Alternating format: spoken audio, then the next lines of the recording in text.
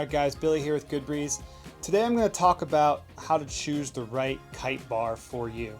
We get a lot of questions on which bar should I get, and there's a lot of options out there, and sometimes there's a lot of options between one brand even, where they have different bars. So I'm going to do a quick general discussion on how to pick the right one, and then kind of talk about some of the differences between each bar and kind of go from there. So the first thing to consider is, okay, what brand kites are you flying? If you have one brand kite and all your kites are the same, a lot of times it's just easiest, safer just to stick with that brand of a bar. Now, you don't always have to if you like a different bar better and you understand how the safety systems work, how the trim and cleats work on them and all that type of things. And then pigtails are things we'll discuss as well. You don't have to use the same brand bar usually. The main thing to really make sure is correct is the quick release and how that flagging system works. To make sure that it's safe, you have to have a system that is compatible with your kite. So the main differences there are usually either a low split V, which is referring to the center lines on where they split off to go to your front bridles, or a high split. So a low split's the lines are going to split closer to the bar itself, whereas a high split V is going to be like a straight part where like the center lines will either be one piece or they'll run together, and then they'll split into the V a lot closer to the kite. Now, there's a lot of debate on which is better and a lot of its preference, and how the kite itself is designed and how that bridle is shaped will determine the flying characteristics of that kite and how it works with that certain split of the center lines. So that's kind of one of the main things you want to determine, the first things you determine when deciding what kind of bar to get. Most brands use a low split V, and most low split V bars will work with most kites. So the brands that have been using a high split are Core, F1, and Duotone. So they usually have a high split in their V, and it just kind of changes the way their kites fly. Now most of those you can fly with the low split. You just have to make sure that that quick release system works with the way that that bridle is set up. You do not want to use a high split V bar with a kite that is designed for a low split. It doesn't really always fly as good as it could. Now, it doesn't mean it won't work. You just probably lose a lot of performance, and it doesn't mean that the safety system is going to work properly, because a lot of times the bridle is shaped accordingly to allow that kite to flag out properly. Most bars nowadays are a single line flagging system, which means usually one of the center lines will, when you pull your release, it'll flag out on that one single line on that center line and flap around and be depowered. And that's pretty much the most common for most bars nowadays. So just really make sure that the first disclaimer is to make sure that that bar safety system is compatible with the kites that you're using. So that being said, the other things to look at next thing would be the pigtails. Now the pigtails are the little end pieces on the bars that connect to the kite itself, and you'll have pigtails on the ends of the bridle lines on the kite, and you'll have pigtails on the ends of the bar. So different brands use different configurations between a loop and a knot. When you do your lark's head, you make that loop and you put it over the knot. So sometimes the outside lines are all loops, sometimes they're knots, and vice versa. So you just got to figure out what your system uses and make sure that you have the right combination to make them pair. Now, that's not the end of the world. Say you get a bar that doesn't fit with your kite. You can easily get a universal pigtail set and make it work, no problem. You just add these on. You can add a loop to a knot or not to a loop or whatever you need to do, and you can put them on your kite, on your bar, whatever you need to do to make them all work interchangeably. The main thing is just make sure that if you add one length on one side, you add that same length on the other line so that all four lines are the same length. You don't want to change two of the lines and not change two of the other ones, because that'll change the power of the kite and can create danger and or just improper flying. So pigtails are a good way to make another brand's bar work for your kite. The next thing to look into is bar length and line length. So two different things. The length of the bar is going to be how wide this bar is. Now, typically, if you're flying a bigger kite, which I would consider like maybe a 12, 13 meter and up, like a large kite, then you're going to want a larger, longer bar. Now, some of these brands go by centimeters, some go by inches, so you got to kind of, do the math there. Typically, like I'd say like a 50 centimeter up is like what I would call like a larger bar, and anything below that might be a smaller bar. I know like Slingshot, for instance, uses inches. They have a 23-inch bar, which is like their longer, wider bar, and they have like a 17-inch bar, which is a smaller bar, and they have a 20-inch bar, which is right in the middle. And then some of these even have adjustable line lengths, which you can start looking at. And a lot of times that's like either like a little piece that pops out and allows you to change where the lines connect on the bar, and that will change actually the width of the bar, because you're either pulling from one point or the other, and that's something to look for as well. All right, so now we're going to talk about line length. So line length, basically the distance between your bar and the kite, will change a couple different things. So basically the longer the lines, probably the slower and less maneuverable the kite's going to be, or the less responsive it's going to be, but you're going to get more power out of that longer line length. As you drop the kite down, you're going to have a longer power stroke up and down, so you can get a little more power out of the kite.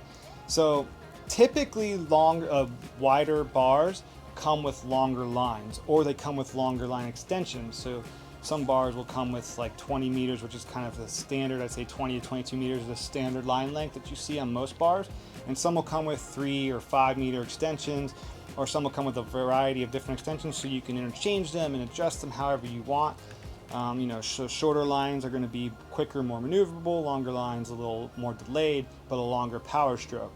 So depending on what you want to do and your style of riding, if you're on a surfboard, you might want it to be quick and maneuverable, or with a foil, or if you're just cruising and there's like trees or obstacles where you have gustier winds and you want to get up and higher and get a cleaner wind and a longer power stroke, then you might go with a longer line length. So that's going to determine what size lines you get, and typically are paired with the width of the bar.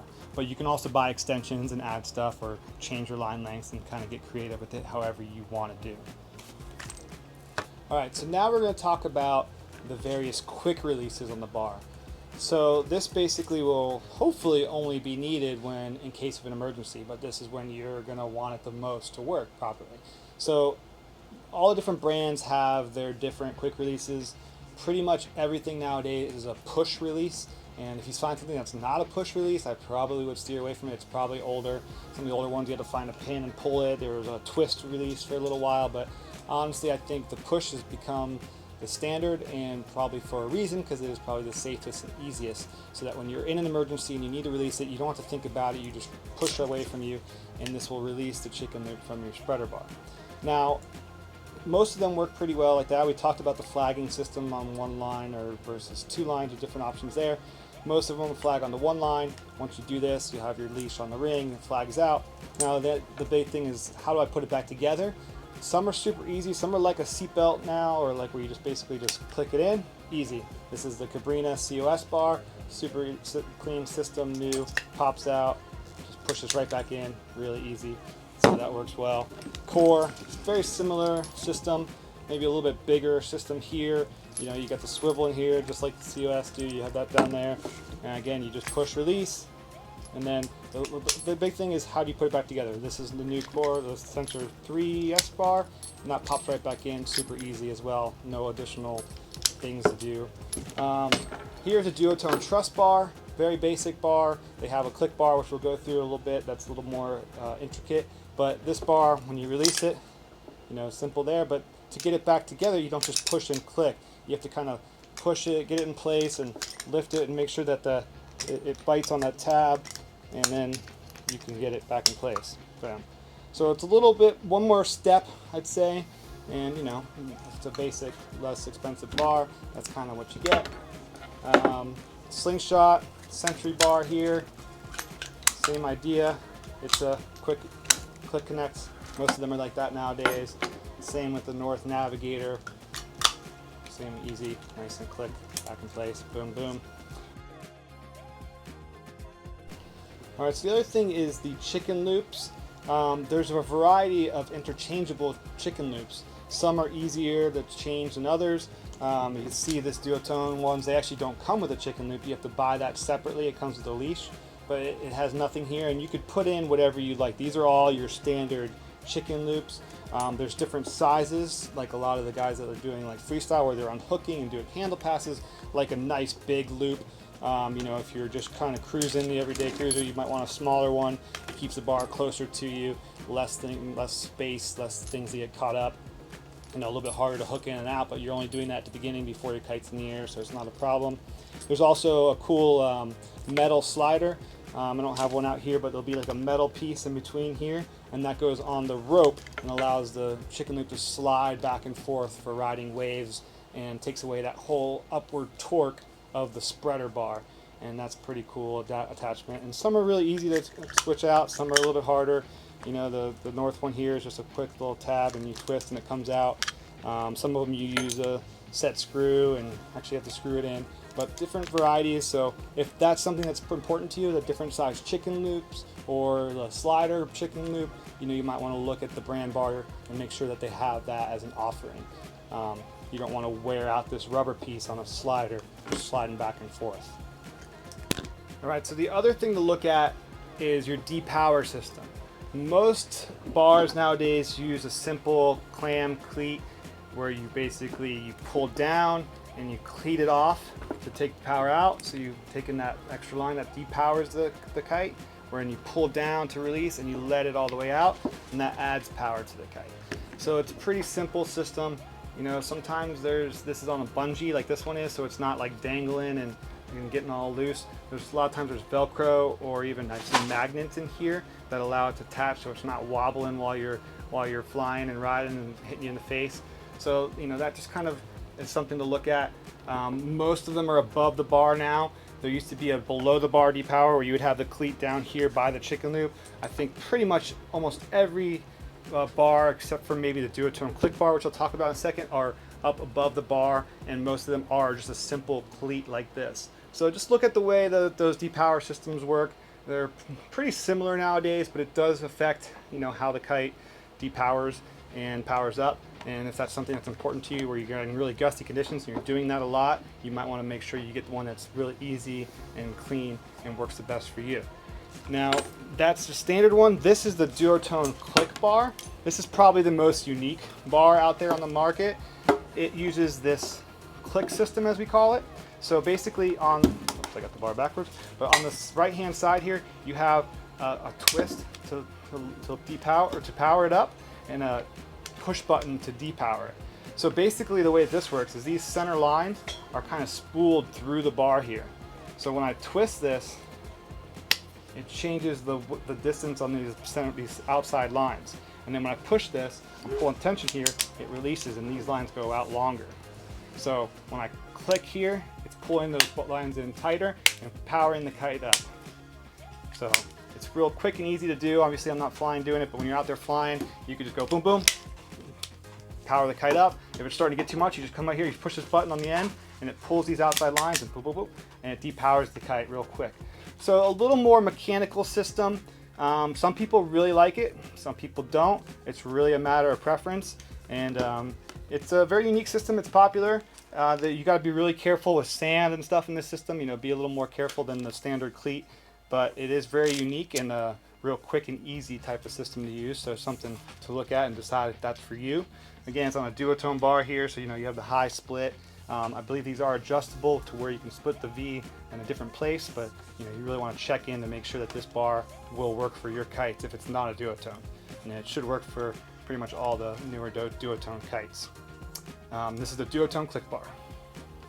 All right, so just to recap, we went through how to choose the right bar for you. Lots of variables. Hope it's helpful. You know, main things to hit on is the brand of kite versus the brand of the bar. Does it have to be matched? Not necessarily. Just make sure you do your homework on that. You know, choosing your bar length, you know, what size kite to compare to what size kite you're using it with. The line length, depending on what kind of conditions and also what size kite you're using. And then just looking at the features, the quick releases, the chicken loops, the line splits, the trim systems, and just kind of match it and pick it for you. If you're still not sure, feel free to give us a call. We'll help you out. We have all these bars that we just discussed for sale here, and hopefully this helps.